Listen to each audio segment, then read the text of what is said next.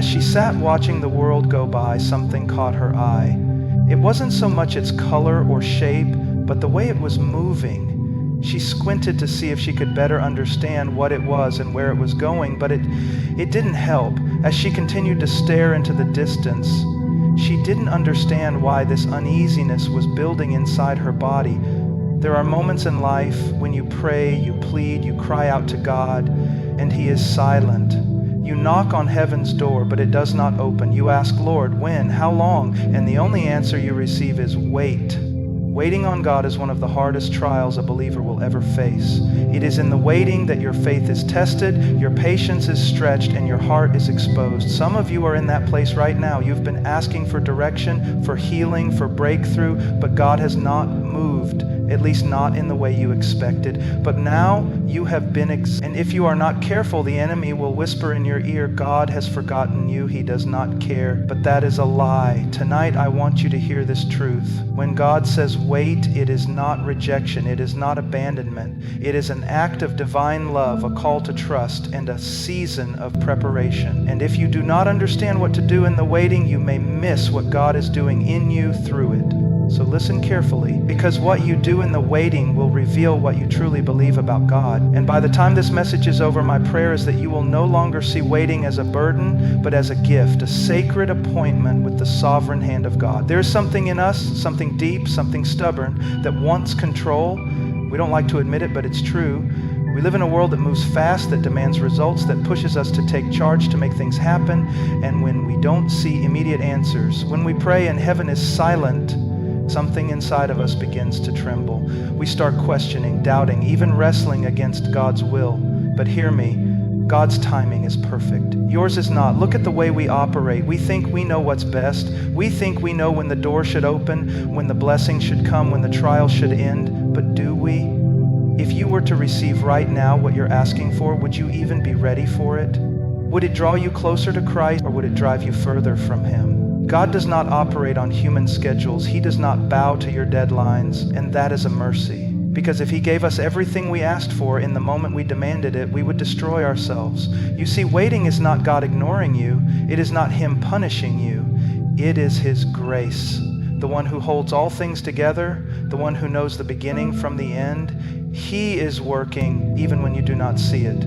He is protecting you from running ahead of His will. He is guarding you from making an idol out of your own plans. Look at Abraham. God gave him a promise, a son, a nation, a legacy. But years passed and nothing happened. What did he do? He took matters into his own hands. He thought, maybe I need to help God. And the result? Ishmael, a decision that caused pain, division, and consequences that lasted for generations. This is what happens when we rush ahead of God. When we refuse to wait, we invite sorrow into our lives. We trade the perfect will of God for something far less, something fragile, something that will eventually break under the weight of our impatience. But when God makes you wait, it is not without reason. He is doing something in you. He is teaching you to trust, to lean not on your own understanding, but on Him. And if you do not learn this, you will spend your entire life frustrated, running, chasing after things that can never satisfy. Because here is the truth. God is not in a hurry. He is never late, but He is also never rushed. The problem is not His slowness. It is our inability to be still. Do you know why waiting is so hard? Because it forces you to acknowledge that you are not in control. It strips you of the illusion that you are the master of your fate. And that is why so many people struggle with it. They would rather create their own solutions, even if it leads to disaster, than sit in the unknown and trust in God's perfect will. But let me tell you something. God is not interested in your timeline. He is interested in your heart. He is not concerned with how fast you get to your destination. He is concerned with who you become along the way. And sometimes the only way to mold you, to refine you, to break the chains of pride and self-sufficiency is to make you wait. Some of you are in that place right now. You've been praying for something, a breakthrough, a healing, a relationship, a direction, and heaven seems silent, and the enemy is whispering, God has forgotten you, but he is a liar. God has not forgotten you. He is not ignoring you. He is working in ways you cannot see. And if you would only trust Him, if you would only surrender your timeline and embrace His, you would find peace in the waiting. Think about Joseph. God gave him a vision, a promise of greatness. But what happened next? He was thrown into a pit, sold into slavery, falsely accused, imprisoned. 13 years passed before he saw the fulfillment of that promise. But if Joseph had received the blessing without the suffering, he would not have been the man God needed him to be. The waiting shaped him, purified him, prepared him for the responsibility that was coming. And so it is with you. Some of you are waiting for a spouse, waiting for a door to open, waiting for a dream to be fulfilled, and you are asking, God, when? But I ask you this, what if the waiting is the very thing shaping you into the person you need to be? What if the waiting is protecting you from something you cannot yet see? What if in the silence, God is doing His deepest work in you? Do not despise the waiting. Do not rush ahead of the will of God, because the moment you step outside of His timing, you step outside of His protection. And there is no safer place than the center of His will. Even if that means standing still, you must learn to rest in the character of God. He is good. He is faithful. He does not withhold anything from His children that is for their good. If He is making you wait, then it is because the waiting is necessary. It is because what He is doing in you is just as important, if not more, than what you are waiting for. And let me tell you something else. When God finally moves, when His timing unfolds, when God finally waits, when He finally rescues you from uncertainty, you will see why you had to wait. You will see His hand in every delay, in every closed door, in every moment of silence, and you will fall on your knees, not just because He answered, but because you will finally understand that His way was always better. So trust Him, even when you do not see the plan, even when you do not understand the delay. Trust that His timing is perfect and yours is not.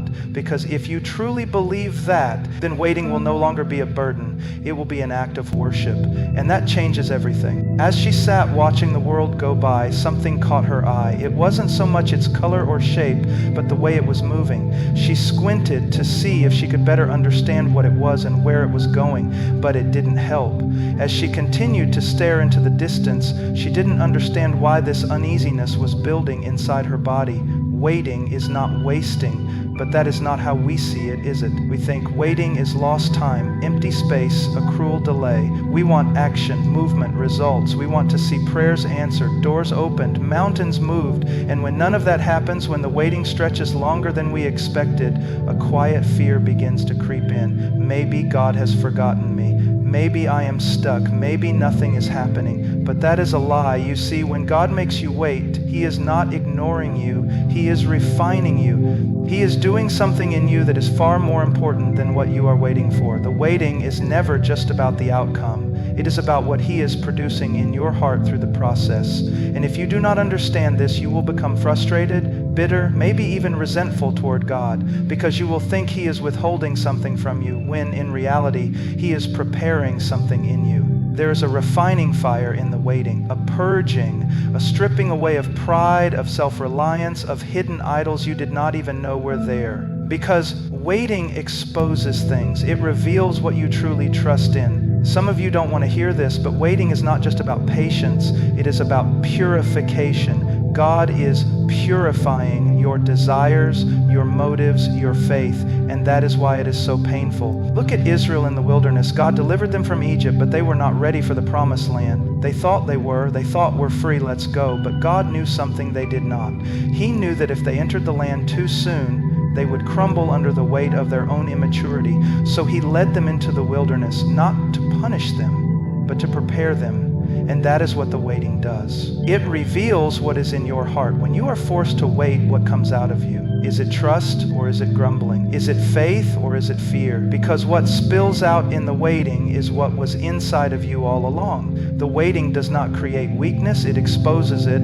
It shows you the places where your faith is shallow, where your hope is built on shifting sand instead of the solid rock of Christ. Some of you are waiting right now, and God is pressing on you. you. You are uncomfortable. You are wrestling, and maybe, if you are honest, you are angry. You see other people moving forward. You see doors opening for them, blessings falling into their hands, while you remain in the same place, and something in you whispers, "Why them and not me?" But let me ask you, do you really want something that has not been refined by the hand of God?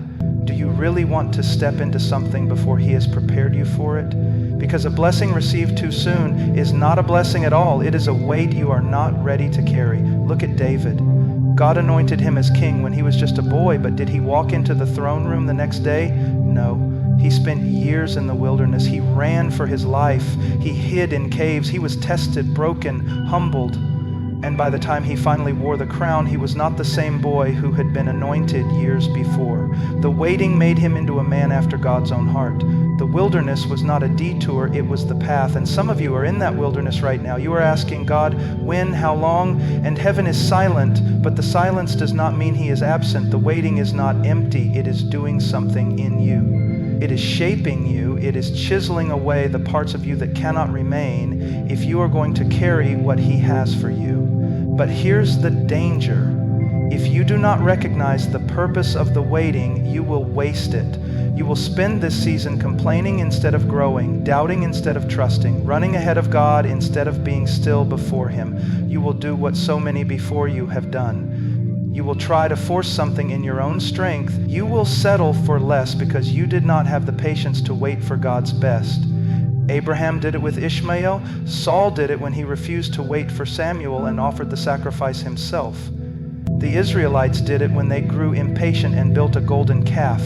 And every single time the result was pain, regret, and consequences that stretched far beyond what they could see in the moment. Do not be like them. Do not let your impatience lead you into disobedience. Do not let your frustration cause you to step outside of God's will, because listen to me. When you try to take matters into your own hands, you are not just rejecting the waiting, you are rejecting the work of God in your life.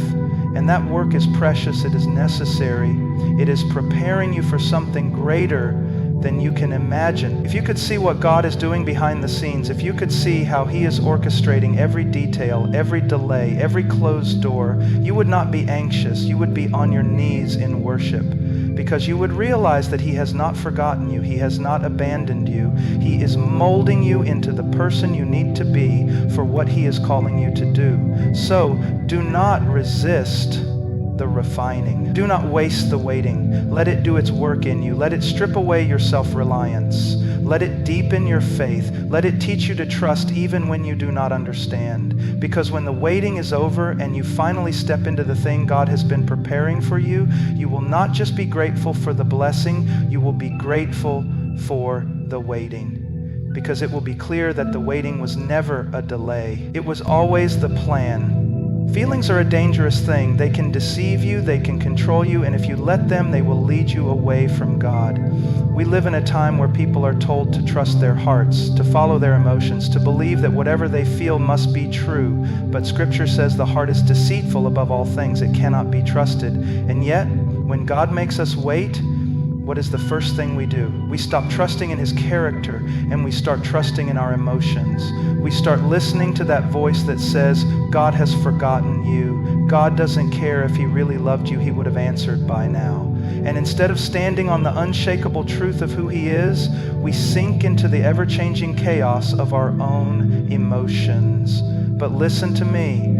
God is not defined by your feelings. His faithfulness does not waver just because your emotions do. His promises do not change just because you are struggling to believe them. He is the same yesterday, today, and forever. And when you are in the waiting, when the silence feels overwhelming, that is when you must make a choice. Will you trust in what you feel, or will you trust in what you know? Because there will be days when you do not feel like God is near. There will be nights when you do not feel like He is listening. And if you live by your feelings, you will walk away. You will believe the lie that says He is distant, that He has abandoned you, that your prayers are just empty words floating into the void. But if you live by faith, if you stand on what is true rather than what is easy, then even in the silence you will remain unshaken. Think about Job. He lost everything, his wealth, his family, his health, gone in an instant. And And what did he feel? Did he feel joy? Did he feel peace? No. He was broken. He was grieving. He sat in the dust and scraped his wounds with broken pottery. And yet what did he say? Though he slay me, yet I will trust in him. That is faith. That is trust in God's character over emotions. That is what it means to anchor your soul in the truth, even when everything in you is screaming to let go. Because waiting will test you. It will expose what you truly believe. Anyone can say they trust God when everything is going well, when the blessings are flowing, when prayers are being answered. But what about when He is silent? What about when you have prayed the same prayer for years and there is no response? That is when your faith is revealed for what it truly is. Do you trust Him only when He moves the way you want Him to? Or do you trust Him because He is God, because He is good, because His ways are higher than yours? You see, we think waiting is about time, but it is really about trust. And the reason so many people struggle in the waiting is because they do not truly know the one they are waiting on. They have built their faith on experiences, on emotions, on circumstances, and when those things change, their faith crumbles. But if you know Him, if you truly know His character, then even when everything in you feels abandoned, even when your emotions betray you, you will still stand. Look at the disciples in the storm. The waves were crashing, the wind was howling, and Jesus was asleep. And what did they do? They panicked. They ran to Him and said, "Lord, don't you care that we are perishing?" That is what happens when we let our emotions take control. We stop seeing clearly, we forget who He is, and instead of standing in faith, we accuse Him of neglect. But Jesus woke up, rebuked the storm, and then turned to them and said, "Where is your faith?" Because that was the real issue. The storm was never the problem. Their unbelief was, and that is the real issue with so many of us. The waiting is not the problem, it is our lack of trust in the one who is making us wait. We are like those disciples standing in the middle of the storm, questioning whether God really cares. And all the while, He is right there with us, unshaken, unmoved, in complete control. So what do you do in the waiting? You anchor yourself in the truth. You remind yourself daily, hourly, minute by minute of who God is. Because if you do not, your feelings will take over. And once they take over, they will lead you to places you never thought you would go. They will lead you to compromise, to doubt, to despair. They will lead you away from the very one who is holding you together. This is why the enemy attacks your mind. He knows he cannot change God. He cannot alter His plans. He cannot cancel His promises. So he does the next best thing. He tries to change your perception of God. He whispers, "God doesn't hear you. God doesn't love you. God isn't who He says He is." And if you do not know the truth, if you are not rooted in His Word, you will believe those lies.